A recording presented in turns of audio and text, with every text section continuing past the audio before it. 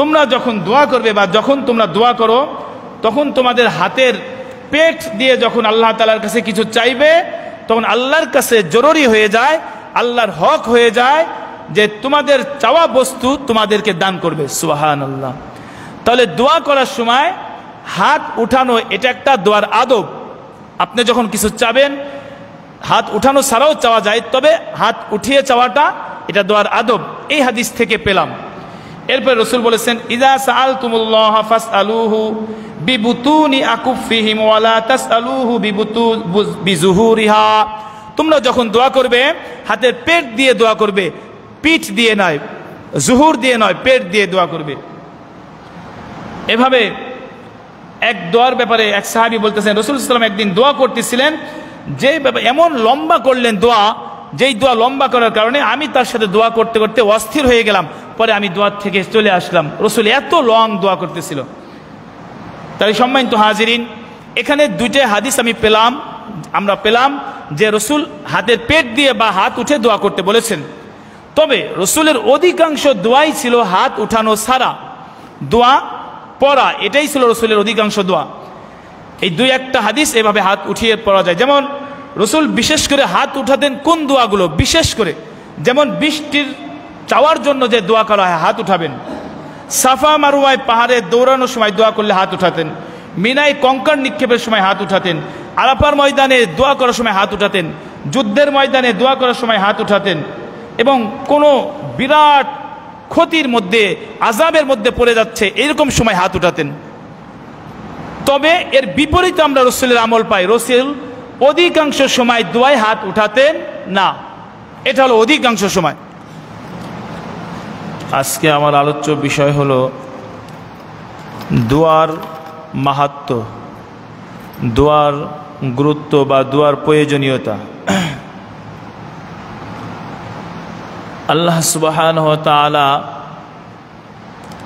আমাকে আপনাকে সৃষ্টি করেছেন কেবলমাত্র আল্লাহ তাআলার গোলামি করার জন্য, আল্লাহ তাআলার হুকুম মানার জন্য। এই জন্য আল্লাহ সুবহানাহু ওয়া তাআলা বলেন কুরআনুল কারীমের এক আয়াতের অর্থ এমন, যে ব্যক্তি আখিরাতের চিন্তায় আখিরাতের কাজে লিপ্ত থাকার দরুন দুনিয়াবি কাজের মধ্যে যদি কমতি হয়, আল্লাহ রাব্বুল আলামিন তার দুনিয়ার কাজকেও সম্পন্ন করবেন আর আখিরাতের মধ্যে তার বড় একটি অংশ রেখে দিবেন। পক্ষান্তরে কোনো বান্দা যখন দুনিয়ার চিন্তায় মগ্ন হয়, আখিরাতের কথা ভুলে যায়, তখন আল্লাহ তাআলা তাকে দুনিয়ায় তার তাকদীরে যতটুকু লেখা আছে ততটুকু দিবেন, আর আখিরাতে তার কোনো হিস্সা, কোনো অংশ থাকবে না। নাউজুবিল্লাহ। এজন্য আখিরাতকে প্রাধান্য দেওয়া, আখিরাতকে সামনে রাখা, তাহলে আল্লাহ সুবহানাহু ওয়া তাআলা আমার দুনিয়ার প্রয়োজনও পুরা করবেন এবং আখিরাতে আমার আপনার জন্য আল্লাহ তাআলা বড় অংশ রেখে দিবেন।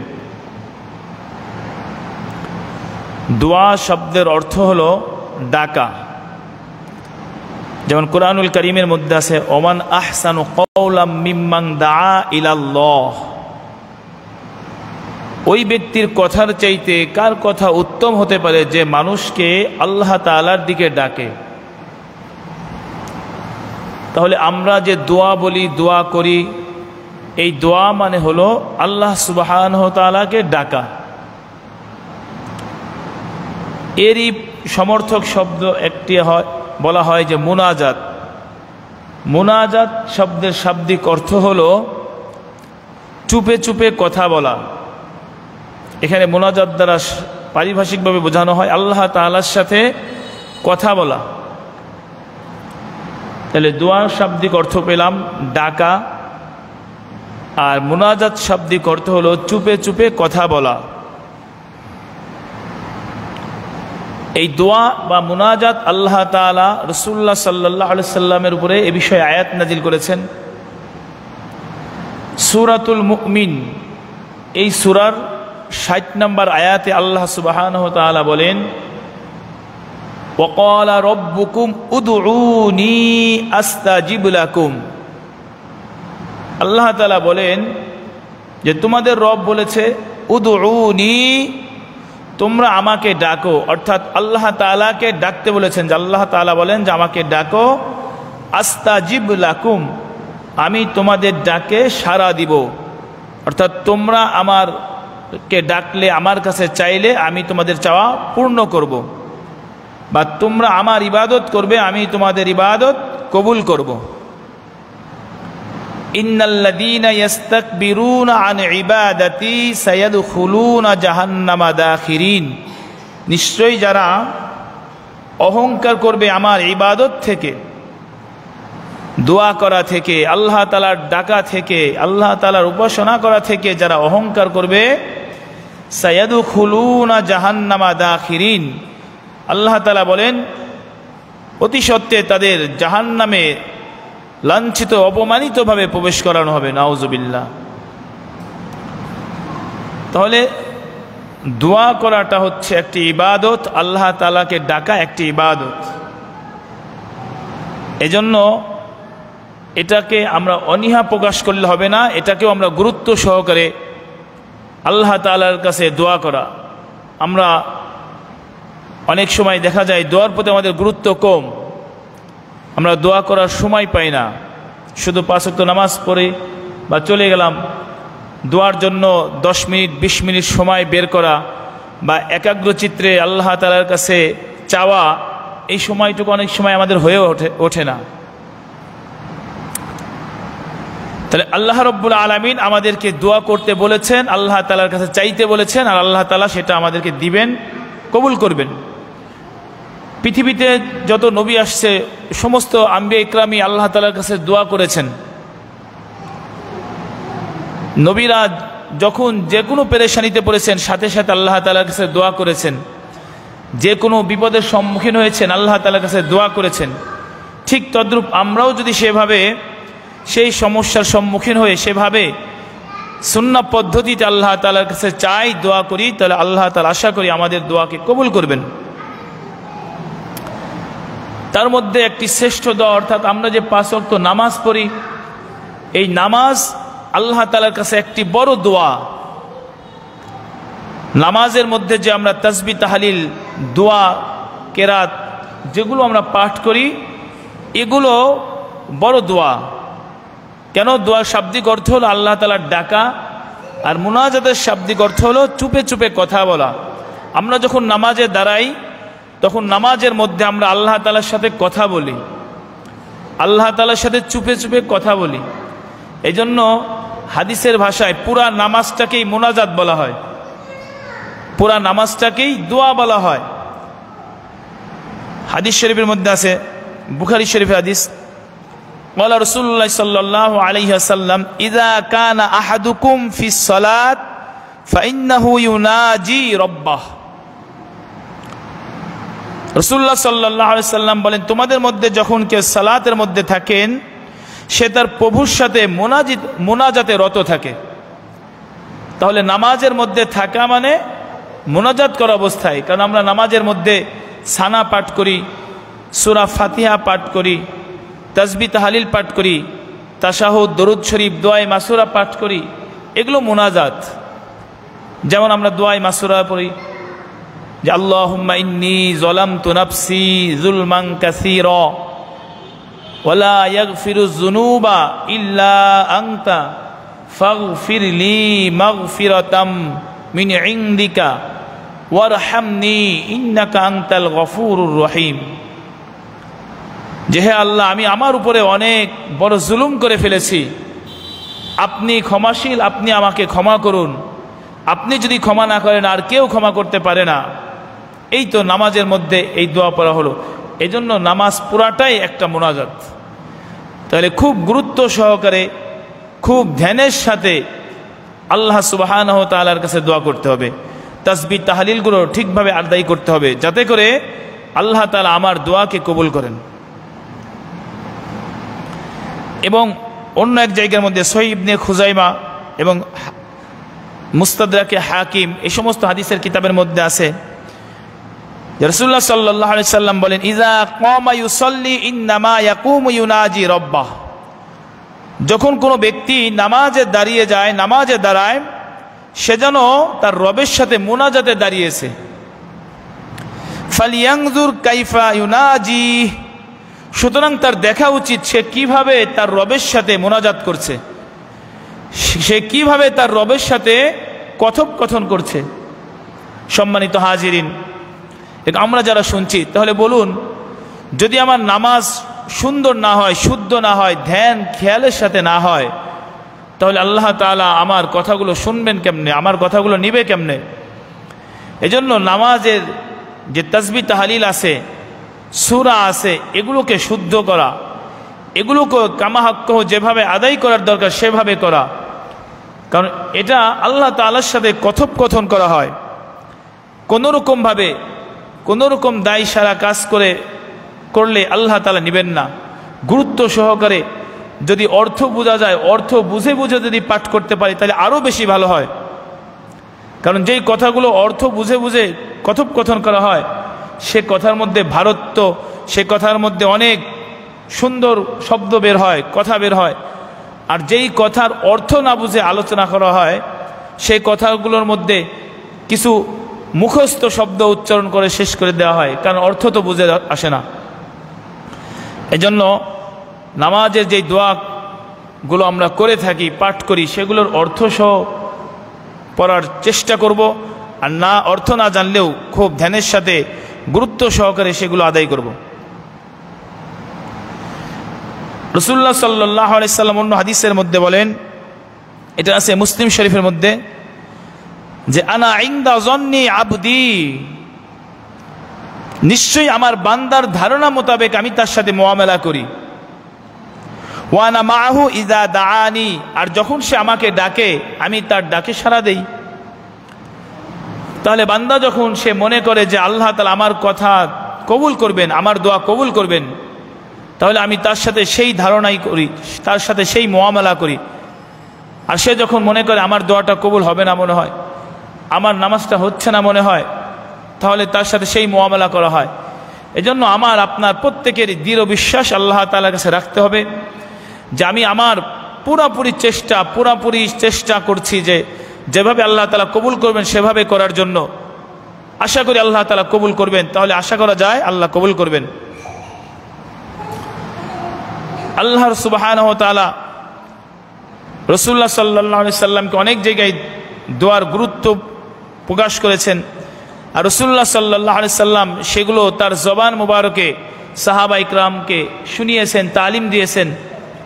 যেমন রাসূলুল্লাহ সাল্লাল্লাহু আলাইহি সাল্লাম এক জায়গার মধ্যে বলেন, তিরমিজি শরীফের মধ্যে আছে, আদ-দুআউ হুয়াল ইবাদা, দোয়াটাই হলো ইবাদত, দোয়াটা ইবাদত। তাহলে আমরা যে আল্লাহ সুবহানাহু ওয়া তাআলার কাছে দোয়া করি, দোয়া করব, দোয়া পড়ি, এগুলো হলো ইবাদত। সম্মানিত হাজিরিন, দোয়াটা যদি ইবাদত হয়, আর আমরা একথা জানি, সবারই অবগত আছি যে ইবাদতটা হচ্ছে রাসূলুল্লাহ সাল্লাল্লাহু আলাইহি সাল্লামের মত অনুসারে তার তরিকা অনুযায়ী যখন করা হয় সেটা আল্লাহ তাআলা কবুল করেন। আর যে ইবাদত রাসূল সাহাবা ইকরামের মত অনুসারে হয় না, সেটা আল্লাহ তাআলা নেন না। তাহলে দোয়াটা যেহেতু ইবাদত, এই দোয়াটাও রাসূলুল্লাহ সাল্লাল্লাহু আলাইহি সাল্লামের নীতি আদর্শ মতো করা উচিত, তাহলে আল্লাহ তাআলা কবুল করবেন। আর যদি সাহাবা ইকরাম রাসূলুল্লাহ সাল্লাল্লাহু আলাইহি সাল্লামের নীতির বাইরে গিয়ে করি, তাহলে সেটা আর ইবাদত থাকে না। এবং দোয়ার ফজিলতের ব্যাপারে রাসূলুল্লাহ সাল্লাল্লাহু আলাইহি সাল্লাম অন্য জায়গার মধ্যে বলেছেন, লাইসা শাইউন আকরামা আলাল্লাহি তাআলা মিনাদ দুআ, যে আল্লাহ তাআলার নিকট দোয়ার চাইতে উত্তম কোনো বস্তু নাই। আল্লাহ তাআলার নিকট সবচেয়ে দামি বস্তু হলো দোয়া করা। এবং অন্য হাদিসের মধ্যে আছে, এটা তিরমিজি শরীফের মধ্যে আছে, রাসূলুল্লাহ সাল্লাল্লাহু আলাইহি সাল্লাম বলেন, মা আলাল আরদি মুসলিমুন ইয়াদউল্লাহ বিদাওয়াতিন, যখন কোনো মুসলমান আল্লাহ সুবহানাহু ওয়া তাআলার কাছে দোয়া করেন,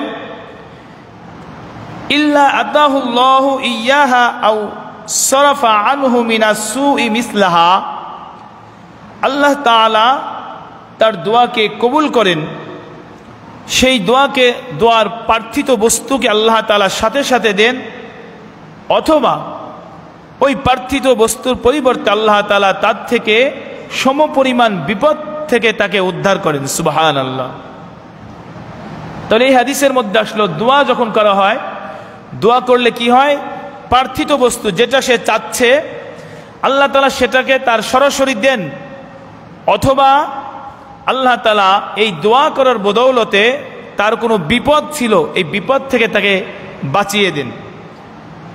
মা লাম ইয়াদউ বিইসমিন আও কতিআতিন রহিমিন, যতক্ষণ পর্যন্ত সেই দোয়ার মধ্যে কোনো গুনার কথা না থাকবে এবং আত্মীয়তা ছিন্নকারী কোনো কিছু না থাকবে। তবে আমরা যখন দোয়া করব, আমরা যখন দোয়া করি, দোয়ার মধ্যে কোনো গুনার কিছু চাওয়া যাবে না, গুনার কথা বলা যাবে না। আরেকটা হলো আত্মীয়তার সম্পর্ক নষ্ট করা, এ বিষয়ে বলা যাবে না। তাহলে আল্লাহ তাআলা দোয়া কবুল করবেন, সাথে সাথে করবেন, অথবা সমপরিমাণ কোনো বিপদ থেকে আমাকে আপনাকে রক্ষা করবেন। তাহলে দোয়ার কত বড় ফজিলত রাসূলুল্লাহ সাল্লাল্লাহু আলাইহি সাল্লাম বললেন। এরপর আল্লাহ রাসূল সাল্লাল্লাহু আলাইহি সাল্লাম বলেন, অন্য এক হাদিসের মধ্যে আছে, মা মিন মুসলিমিন ইয়ানসিবু ওয়াজহাহু লিল্লাহ, যে মুসলমান ব্যক্তি তার চেহারাকে দোয়ার জন্য আল্লাহ তাআলার দিকে করবে, ফি মাসআলাতিন, কোন বিষয় আল্লাহ তাআলার কাছে চাইবে, ইল্লা আতাহা ইয়াহু, আল্লাহ তাআলা সেটা প্রার্থিত বস্তুকে দিবেন, ইম্মা আন ইউআজ্জিলাহা লাহু ওয়া ইম্মা আইয়াদাখিরা লাহু, সেই প্রার্থিত বস্তুটা হয়তো সাথে সাথে দিবেন, অথবা দেরি করে অর্থাৎ আখিরাতের জন্য সেই প্রার্থিত বস্তু রেখে দিবেন। এবং অন্য হাদিসের মধ্যে আছে, মা মিন মুসলিমিন ইয়াদউ বিদাওয়াতিন লাইসা ফিহা ইসমুন ওয়ালা কতিআতু রাহমিন, যে মুসলমান কোনো ব্যক্তি দোয়া করবে, এই দোয়ার মধ্যে যদি কোনো গুনাহের কিছু চাওয়া না থাকে এবং আত্মীয়তা নষ্ট করা এক বিষয়ে কিছু চাওয়া যদি না থাকে, ইল্লা আতাহুল্লাহু বিহা ইহদা সালাসিন, আল্লাহ তাআলা তিন প্রকারের মধ্যে যে কোনো এক প্রকারে তার দোয়া কবুল করবেন। এক হলো ইম্মা আন তুআজ্জালা লাহু দাওয়াতুহু, সে যেটা চেয়েছে আল্লাহ তাআলার কাছে সেটা আল্লাহ তাআলা তাকে সরাসরি দিবেন, ওয়া ইম্মা আইয়াদাখিরা লাহু ফিল আখিরা, অথবা সেটাকে আখিরাতের জন্য রেখে দিবেন সে যেটা চেয়েছে, ওয়া ইম্মা আইয়াসরিফা আনহু মিনাস সুই মিসলাহা, অথবা সে দোয়া করার কারণে তার থেকে সমপরিমাণ বিপদ উঠাই নেবেন। সাহাবায়ে কেরামরা যখন এই কথা শুনলেন, ক্বালু, তারা বললেন, ইযান নুকসিরু, তাহলে আমরা বেশি থেকে বেশি দোয়া করব। ক্বালা আল্লাহু আকসারু, আল্লাহর নবী বললেন, তাহলে আল্লাহ তোমাদের বেশি থেকে বেশি দোয়া কবুল করবেন, বেশি থেকে বেশি তোমাদের প্রার্থিত বস্তু দান করবেন। এই জন্য আমরা বেশি থেকে বেশি দোয়া করব, আল্লাহ তাআলার কাছে চাইব, যার যার সাধ্য মতো ইচ্ছা মতো, আধা ঘন্টা হোক, 10 মিনিট হোক, 20 মিনিট হোক, দোয়ার সময় বের করে নেব যে আমি আধা ঘন্টা দোয়া করবো আল্লাহ তাআলার কাছে, 10 মিনিট দোয়া করবো আল্লাহ তাআলার কাছে, ধ্যানের সাথে একেবারে একা একই দোয়া দুরূদ পড়ে 2 রাকাত নামাজ পড়ে, এরপরে অনেক সময় এরকম গুরুত্ব দোয়ার মধ্যে আমাদের আসে না। এজন্য আমরা যার যার জায়গা থেকে এভাবে দোয়া করার চেষ্টা করব। অন্য হাদিসের মধ্যে আছে দোয়ার গুরুত্ব ব্যাপারে, রাসূলুল্লাহ সাল্লাল্লাহু আলাইহি সাল্লাম বলেন, ইন্নাল্লাহা হাইয়্যুন কারীম, নিশ্চয়ই আল্লাহ তাআলা সম্মানিত এবং লজ্জাশীল, লাজুক। ইয়াস্তাহি ইযা রাফা'আর রাজুলু ইলাইহি ইয়াদাইহি, যখন কোনো ব্যক্তি 2 হাত উঠিয়ে আল্লাহ তাআলার কাছে দোয়া করে, আন ইয়ারুদ্দাহুমা সিফরান খায়বাতাইন, তো আল্লাহ তাআলা তাকে খালি হাতে, ব্যর্থ হাতে ফিরিয়ে দিতে লজ্জাবোধ করেন। এবং অন্য হাদিসের মধ্যে আছে, রাসূলুল্লাহ সাল্লাল্লাহু আলাইহি সাল্লাম বলেন, মাল্লাম ইয়াসআলিল্লাহ ইয়াগদাব আলাই, যে ব্যক্তি আল্লাহ তাআলার কাছে দোয়া করে না, কিছু চায় না, ফালইয়াগদাব আলাই, আল্লাহ তাআলা তার উপর রাগান্বিত হন। দেখুন, দুনিয়ার মানুষের কাছে কিছু চাইলে আল্লাহ তাআলা, এরকম দুনিয়ার মানুষ কি করে, একবার থেকে 2 বার 5 বার চাইলে সে রাগান্বিত হয়, রাগ হয়, এতবার চাও কেন? আর আল্লাহ তাআলা ব্যাপার কি, যে আল্লাহ তাআলার কাছে না চাইলেই কি করে, আল্লাহ রাগ হয়। হাদিসের মধ্যে আছে, তোমার জুতার ফিতাও যদি ছিঁড়ে যায়, এ ব্যাপারেও আল্লাহর কাছে দোয়া করো, আল্লাহর কাছে চাও। যখন যা চাইবে আল্লাহর কাছে চাইবে, তাহলে আল্লাহ তাআলার কাছে যত বেশি চাওয়া যাবে আল্লাহ তত খুশি হন। যত বেশি চাওয়া যাবে আল্লাহ তাআলা ততই খুশি হবেন। এভাবে দোয়ার ফজিলতে অনেকগুলো হাদিস আসছে, অনেকগুলো, প্রায় 30-32 এরও অধিক হাদিস আছে দোয়া করার ব্যাপারে, দোয়া করার উৎসাহ দিয়েছেন। নবী বলেন, লা ইয়ারুদ্দুল কদা ইল্লা দুআ ওয়া লা ইয়াজিদু ফিল উমরি ইল্লাল বিররু ওয়া ইন্নার রাজুলা লা ইহরামুর রিজকা বিখতিআতিন ইয়ামালুহা। আল্লাহর নবী বলেন, তাকদীর যেটা আমাদের লেখা হয়ে গেছে, এই তাকদীর পরিবর্তন করা সম্ভব হয় না, পরিবর্তন করা যায় না, কেবলমাত্র দোয়া করার মাধ্যমে পরিবর্তন করা যায়। কত বড় কথা! দোয়া করার কারণে তাকদীর পর্যন্ত পরিবর্তন হয়ে যায়। হয়তো দোয়া করার কারণে একটু পরেই আমার কোনো বিপদ ছিল, আল্লাহ তাআলা এই দোয়ার বদৌলতে ওই বিপদটা আমার তাকদীর থেকে সরাই দিছে। আর যদি হায়াত বৃদ্ধি করতে চাও তাহলে কি করো? নেক কল্যাণমূলক মানুষ সেবামূলক কাজ বেশি থেকে বেশি করো, তাহলে হায়াত বৃদ্ধি পাবে। আর মানুষের রিজিক কমে যায় তার গুনাহ করার কারণে, গুনাহ করার দরুন আল্লাহ তাআলা তার রিজিক কমিয়ে দেয়। এই জন্য আমরা বেশির থেকে বেশি দোয়া করব, বেশির থেকে বেশি দোয়া করব, একাকীভাবে দোয়া করব, আনুষ্ঠানিকভাবেও কোনো সময় প্রয়োজন হলে দোয়া করব, কিন্তু সাধারণত দোয়াটা আমরা একাকীভাবে বেশি বেশি দোয়া করব। এবং রাসূলুল্লাহ সাল্লাল্লাহু আলাইহি সাল্লাম অন্য জায়গায় বলেন, যে ব্যক্তি যখন দোয়া করে এই দোয়াটা আসমানের দিকে ওঠে আর তার তাকদীরের যেটা ফয়সালা তখন আসমান থেকে নামে, এই দোয়া আর তাকদীরের ফয়সালা এসে একে অপরকে টক্কর দিতে থাকে। মনে করেন একটু পরেই বিপদ ছিল অথবা অনাবৃষ্টি বা যে কোনো একটা বিপদ আসছে, তো বিপদ আসবে এরকম ফয়সালা আসমান থেকে, মনে করেন বিপদ আসতেছে, এই মুহূর্তে যখন আমি দোয়া করব, আপনি দোয়া করবেন, এই দোয়াটা আসমানের দিকে উঠতে থাকবে। তো ওই আযাবের ফয়সালা আর এই দোয়াটা মুখোমুখি হয়ে টক্কর দিতে থাকবে। আল্লাহর নবী বলেন, কিয়ামত পর্যন্ত তারা ধাক্কা ধাক্কি করতে থাকবে, আর আসতে পারবে না। সুবহানাল্লাহ! দোয়ার কত বড় শক্তি, কত বড় পাওয়ার দোয়া করা। এবং রাসূল বলেন, আজাজুন নাস মান আজিজা আনি দুআই ওয়া আবখালু নাস মান বাখিলা বিস সালাম। সবচেয়ে অক্ষম ব্যক্তি ওই ব্যক্তি যে ব্যক্তি দোয়া করতে অক্ষম, চাইতে অক্ষম। আর আবু খালুন নাস মান বাখিলা বিস সালাম, সবচেয়ে কৃপণ ওই ব্যক্তি যে ব্যক্তি কি করতে, সালাম দিতে কৃপণতা করে, সালাম দিতে ইতস্তবোধ করে, সংকোচ বোধ করে, সেই ব্যক্তি হচ্ছে সবচেয়ে বড় কৃপণ। রাসূলুল্লাহ সাল্লাল্লাহু আলাইহি সাল্লাম বলেন। তো এভাবে দোয়ার গুরুত্ব ফজিলত অনেক আছে, অনেক হাদিস আছে। তো আমরা ইনশাল্লাহ সবাই সবার জায়গা থেকে দোয়ার ইহতেমাম করার চেষ্টা করব, দোয়া করার জন্য চেষ্টা করব। নামাজের পরে, আগে, আজানের পরে দোয়া করার জন্য চেষ্টা করব। দোয়ার জন্য প্রস্তুতি নিয়ে আমরা দোয়া, নেক আমল করে দোয়া করার চেষ্টা করব। তো এরপরে আসেন, দোয়া তো করব, তবে দোয়ার পদ্ধতিটা কেমন হবে? দোয়ার পদ্ধতিটাও, যেহেতু দোয়া ইবাদত, রাসূলুল্লাহ সাল্লাল্লাহু আলাইহি সাল্লাম সেটা পদ্ধতিও আমাদেরকে বলে দিয়েছেন। যেমন আম্বিয়া ইকরামরা যখন দোয়া করেছেন, তারা কিভাবে দোয়া করেছেন, সাহাবা ইকরামরা কিভাবে দোয়া করেছেন।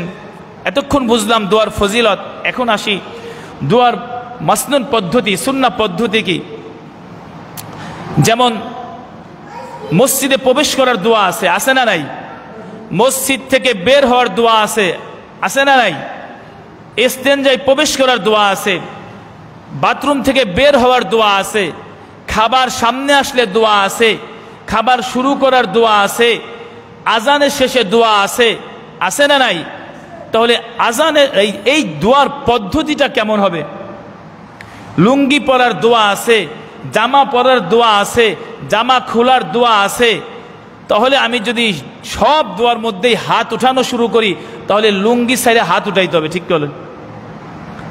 ইস্তেনজায় যাব বাথরুমে, তখন দোয়া আছে, আল্লাহুম্মা ইন্নী আউযু বিকা মিনাল খুবুসি ওয়াল খাবাইস, তখন কি আমরা হাত উঠাই? ভাত সামনে আসছে, খাবো, বিসমিল্লাহি ওয়া আলা বারাকাতিল্লাহ, হাত উঠাই। তাহলে বোঝা গেল দোয়া করা গুরুত্বপূর্ণ, দোয়া অবশ্যই করব, তবে পদ্ধতি আছে। কি আছে? পদ্ধতি আছে, সিস্টেম আছে, কোথায় হাত উঠাতে হবে, কোথায় উঠাতে হবে না, কোথায় একাকী করতে হবে, কোথায় সবাই মিলে করতে হবে, এই পদ্ধতি জানা লাগবে। আর না হলে পায়খানায় যাওয়ার সময় হাত উঠানো শুরু করবে। সম্মানিত হাজিরিন, এটা আমরা হাদিস থেকেই শেখার চেষ্টা করব। আম্বিয়া কিরামরা দোয়া করেছেন, যেমন হযরত আদম আলাইহিস সালাম দোয়া করেছেন কিনা?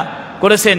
সূরাতুল আরাফের 23 নম্বর আয়াতের মধ্যে আমরা দেখব, রব্বানা যালামনা আনফুসানা ওয়া ইল্লাম তাগফির লানা ওয়া তারহামনা লানাকুনান্না মিনাল খাসিরিন। এটা আদম আলাইহিস সালাম দোয়া করেছেন আল্লাহ তাআলার কাছে। বড় বিপদে পড়ে গেছে, সে যখন ওই ফল খেয়ে ফেলছে, আল্লাহ তাআলার কাছে হাত তুলে দোয়া করতেছে, আল্লাহ তাআলার কাছে দোয়া করতেছে, রব্বানা, হে আমাদের রব, যালামনা আনফুসানা, আমরা জুলুম করে ফেলেছি আমাদের নিজেদের উপর, ওয়া ইল্লাম তাগফির লানা, আমাদেরকে আপনি ক্ষমা না করলে আর কেউ ক্ষমা করার নাই, আপনি আমাদের ক্ষমা করুন, ওয়া তারহামনা লানাকুনান্না মিনাল খাসিরিন, যদি ক্ষমা না করেন তাহলে আমরা বিপদগ্রস্ত হয়ে যাব। এটা আদম আলাইহিস সালামের দোয়া। তাহলে আমরাও যদি কখনো কোনো গুনার কাজ করে ফেলি, কোনো অন্যায় করে ফেলি আল্লাহর কাছে, তাহলে এই দোয়াটা পড়বো। কি বলেন? এই দোয়াটা পড়বো, আল্লাহ আমি তো আমার উপরে জুলুম করে ফেলছি। তাহলে নবীর দোয়ার সাথে আমার দোয়া মিলে গেল, নবীর শব্দের সাথে আমার শব্দ মিলে গেল, দোয়া কবুল হওয়ার সম্ভাবনা বেশি। হযরত জাকারিয়া আলাইহিস সালাম বলেছিলেন ওনার ছেলে সন্তান হচ্ছে না। আমাদের অনেকের আছে ছেলে সন্তান হয় না, আমাদের ছেলে সন্তান হচ্ছে না, এমন যদি কারো হয়ে থাকে, তার দোয়াটা জাকারিয়া আলাইহিস সালামের দোয়াকে ফলো করতে পারি। ওনার ছেলে সন্তান হচ্ছিল না, অনেক বয়স, তবে ওই বয়সের মধ্যে আল্লাহর কাছে দোয়া করলেন, রব্বি লা তাযারনি ফারদাও ওয়া আনতা খায়রুল ওয়ারিসিন। সূরাতুল আম্বিয়ার 89 নম্বর আয়াত। হে আল্লাহ, আপনি আমাকে একাকী ছেড়েন না, আপনিই তো উত্তম ওয়ারিস, উত্তম উত্তরসূরি দেনেওয়ালা, অর্থাৎ আমার বংশধরকে আপনি পাঠান। এরপরে বলেছেন, রব্বি হাবলি মিন লাদুনকা যুররিয়াতান তাইয়্যিবাহ ইন্নাকা সামিউদ দুআ। হে আল্লাহ, আপনি আমার নেককার সন্তান দান করুন, বংশ দান করুন, নিশ্চয়ই আপনি দোয়া শ্রবণকারী। এরপর সূরা আম্বিয়ার 83 নম্বর আয়াতে আইয়ুব আলাইহিস সালামের দোয়া উঠেছে, আন্নী মাসানিয়াদ দুররু ওয়া আনতা আরহামুর রাহিমিন। আইয়ুব আলাইহিস সালাম কঠিন অসুস্থের মধ্যে পড়ে গেলেন, তখন বলেছিল, আন্নী মাসানিয়াদ দুররু, হে আল্লাহ, ক্ষতিকর আমাকে স্পর্শ করেছে, অমঙ্গল আমাকে স্পর্শ করেছে, ওয়া আনতা আরহামুর রাহিমিন, আপনি হচ্ছেন রহমকারী। এরপরে সূরা আম্বিয়ার মধ্যে 87 নম্বর আয়াত ইউনূস আলাইহিস সালামের দোয়া আছে, লা ইলাহা ইল্লা আনতা সুবহানাকা ইন্নী কুনতু মিনাজ জালিমিন। হে আল্লাহ, আমি আপনি ছাড়া কোনো ইলাহ নাই, আপনি পবিত্র, আমি আমার উপরে জুলুম করে ফেলেছি, আপনি আমাকে মাফ করেন। মাছের পেটের থেকে বলতেছে। এরপরে সূরা আল ইমরানের 173 নম্বর আয়াত, হাসবুনাল্লাহু ওয়া নি'মাল ওয়াকিল। সমাজের মানুষ, দেশের মানুষ, কোন সম্প্রদায় যদি আপনার উপরে চড়াও হয়, আপনার বিরোধিতা করে, আপনি আল্লাহর কাছে দোয়া করবেন, হাসবুনাল্লাহু ওয়া নি'মাল ওয়াকিল, এক আল্লাহই আমার জন্য যথেষ্ট। সূরা আনকাবুতের 30 নম্বর আয়াত, রব্বিনসুরনি আলাল কওমিল মুফসিদিন। হে আল্লাহ, ফাসিক সম্প্রদায়ের উপরে, ফাসিক গোষ্ঠীর উপরে আল্লাহ আপনি আমাকে বিজয় দান করুন। এই যে আম্বিয়া ইকরামের দোয়া, বলুন তো, এই যে দোয়াগুলো পাঠ করা হচ্ছে, এই যেগুলো পড়লাম, কোনো দোয়াই কিন্তু সবাই মিলে একসাথে কয় নাই। যে বিপদে পড়েছে সে করেছে, যে বিপদে পড়েছে সে করেছে। এই যে লা ইলাহা ইল্লা আনতা সুবহানাকা ইন্নী কুনতু মিনাজ জালিমিন, এই দোয়াটা ইউনূস আলাইহিস সালাম কি একাই পড়েছিল নাকি সাথে আরো লোক ছিল? সাথে লোক ছিল। উনি তো মাছের পেটে, রাতের অন্ধকার, পানির অন্ধকার, মাছের পেটের অন্ধকার, ওইখানে উনি দোয়া করতেছেন, নাকি আরো অনেক মানুষ মিলে পড়ছিল? কেউ পড়ে নাই, উনি পড়তেছে, আল্লাহ আমি বিপদে পড়ছি, আমাকে উদ্ধার করেন। তাহলে এখানে কোনো দোয়াটাই জামাতবদ্ধ হওয়ার কথা বলে নাই। যাই হোক, দোয়ার ইহতেমাম করা, বেশি থেকে বেশি দোয়ার ইহতেমাম করা। তাই মাসনুন পদ্ধতি কি? মাসনুন পদ্ধতি হলো যে রাসূলুল্লাহ সাল্লাল্লাহু আলাইহি সাল্লাম, সাহাবা ইকরাম সবাই দোয়া করেছেন। যে রাসূলুল্লাহ সাল্লাল্লাহু আলাইহি সাল্লাম হাদিসের মধ্যে বলেন, মা রাফা কওমুন আকুফাহুম ইলাল্লাহি আযজা ওয়া জাল্লা ইয়াসআলুনাহু শাইআন ইল্লা কানা হাক্কান আলাল্লাহি আইয়াদআ ফি আইদিহিম আল্লাযী ইয়াসআলু। এতক্ষণ আমরা দোয়ার ফজিলত জেনেছি, এখন আমরা জানবো আল্লাহর নবী হাদিসের মধ্যে বলতেছেন যে তোমরা যখন দোয়া করবে বা যখন তোমরা দোয়া করো, তখন তোমাদের হাতের পেট দিয়ে যখন আল্লাহ তাআলার কাছে কিছু চাইবে তখন আল্লাহর কাছে জরুরি হয়ে যায়, আল্লাহর হক হয়ে যায় যে তোমাদের চাওয়া বস্তু তোমাদেরকে দান করবে। সুবহানাল্লাহ। তাহলে দোয়া করার সময় হাত উঠানো এটা একটা দোয়ার আদব। আপনি যখন কিছু চাবেন হাত উঠানো ছাড়াও চাওয়া যায়, তবে হাত উঠিয়ে চাওয়াটা এটা দোয়ার আদব। এই হাদিস থেকে পেলাম। এরপর রাসূল বলেছেন, ইযা সাআলতুমুল্লাহ ফাসআলুহু বিবুতুনি আকুফিহিম ওয়া লা তাসআলুহু বিজুহুরিহা। তোমরা যখন দোয়া করবে হাতের পেট দিয়ে দোয়া করবে, পিঠ দিয়ে নয়, জুহুর দিয়ে নয়, পেট দিয়ে দোয়া করবে।